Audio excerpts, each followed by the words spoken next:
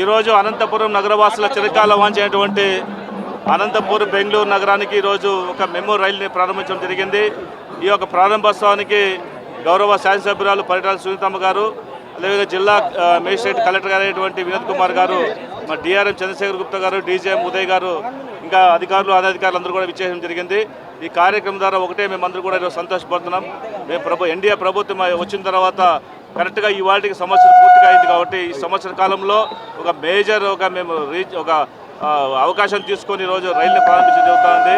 ఈ రైలు ద్వారా నిత్యం కరువు కాటకాలతో ఉన్నటువంటి అనంతపురం జిల్లాలో ఉన్నటువంటి రైతన్నలు కావచ్చు, అదేవిధంగా కూలీలు కావచ్చు, విద్యార్థులు, యువత, అదేవిధంగా నిరుద్యోగులు, అదేవిధంగా ఇక్కడ నుంచి వచ్చినటువంటి వ్యాపారస్తులు అందరికీ కూడా ఒక సువర్ణ అవకాశం లభించింది. కేవలం 50 రూపాయలతోటే అనంతపురం నుంచి బెంగళూరు వెళ్ళే అవకాశం దొరికింది.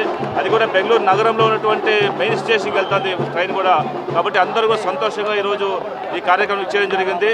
వేలాది మందిగా ఈరోజు మా అందరికీ కూడా ఫోన్లు కాల్ చేస్తున్నారు.